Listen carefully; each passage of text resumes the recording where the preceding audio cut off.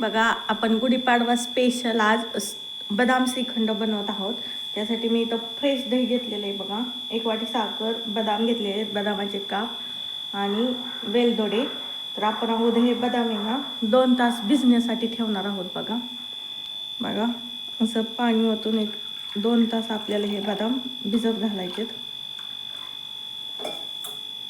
तर त्याच्यानंतर आपण हे दही आहे ना ह्या कपड्यामध्ये गाळून घेणार आहे बघा। एक असं पातेल घ्यायचं, त्याच्यावरती अशी पुरणाची चाळण ठेवायची बघा आणि त्याच्यावरती कापड ठेवून आपल्याला याच्यात दही टाकून घ्यायचं बघा, म्हणजे यातील सगळं पाणी नितळेल।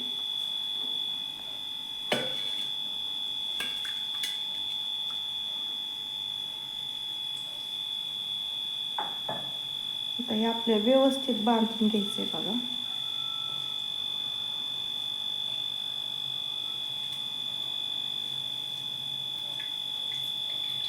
बघा पाणी एकदम दह्यातलं सगळं खाली येते बघा।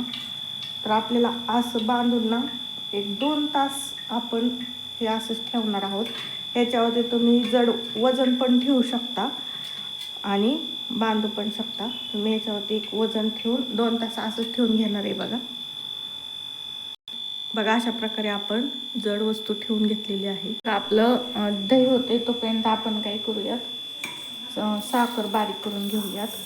एकदम पिठी साखर करायची आणि त्याच्यातच हे मी सोलून घेतलेत बघा वेलदोडे, ते टाकून आपण पिठी साखर बनवून घेऊयात।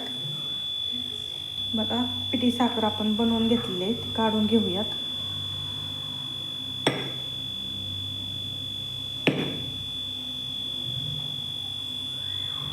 आता आपण जे बदाम भिजत घातलेले होते बघा, ते बदाम आपण सोलून मिक्सरच्या भांड्यात त्याची पेस्ट बनवून घेणार आहे बघा।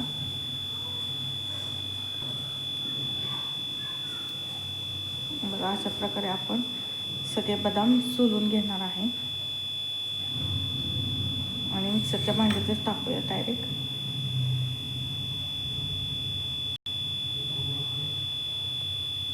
बघा बदामाचा श्रीखंड ना खूप छान लागतो बघा आणि हेल्दी पण आहे आणि लहान मुलांना पण खूप आवडतो, मोठ्यांना पण।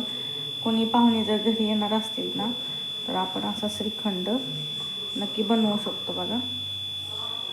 बघा बदाम सगळे आपले सोलून झाले, तर आपण हे मिक्सरला वाटून घेऊया।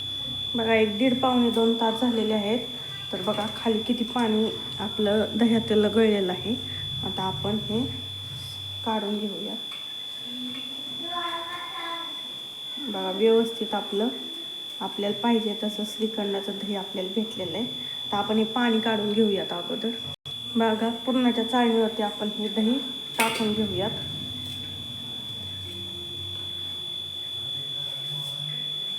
बघा आता आपण हे सगळं गाळून घेणार आहे बघा दही। ही प्रोसेस खूप महत्त्वाची आहे बघा। ह्याच्यामुळं काय होतं, आपलं दही जे आहे ना एकसंध होतंय आणि आपल्याला खूप भारी असं दही पण क्रीमी असं भेटतंय बघा। असं जर नाही केलं तर ह्याच्यात गुठळ्या पण राहतात बघा।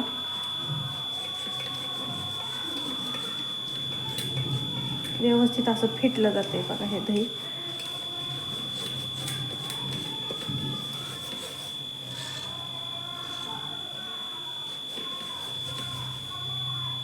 बघा तुम्ही पाहू शकतात कसला भारी आपला श्रीखंड दिसतोय आत्ताच।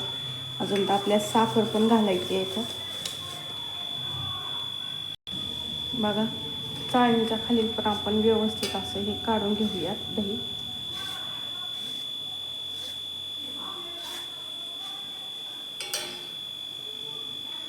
बघा आता आपण याच्यात बारीक करून घेतली बघा साखर टाकणार आहोत आणि वेलची पूड पण आहे त्याच्यात, आणि वाटून घेतलेला आपण बदाम आहेत ना ते पण घालून घेणार आहोत। बघा असे वाटून घेतलेले बदाम आहेत बघा, टाकून घेतलेले आहेत आपण।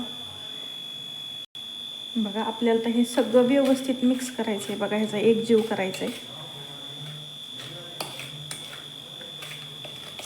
आपल्या घरच्या साहित्यात हा आपला श्रीखंड बघा तयार होतो। बघा लगेच साखर यात मिक्स पण झाले बघा।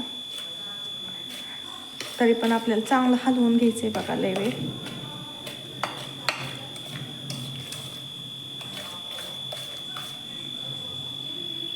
बघा मी चमच्याने असं पातेलं करून बघा असं व्यवस्थित हे फेटून घेतलेलं आहे.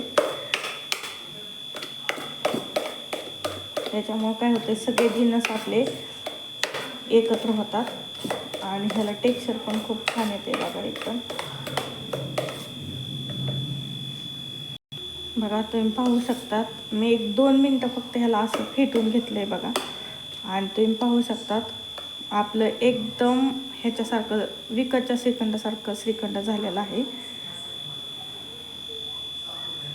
बघा हे श्रीखंड आपल्याला ना मुरण्यासाठी ठेवायचे एक रात्रभर किंवा 10 ते 12 तास ठेवायचे बघा. त्याच्यामुळं खूप छान आणखीन चव येते.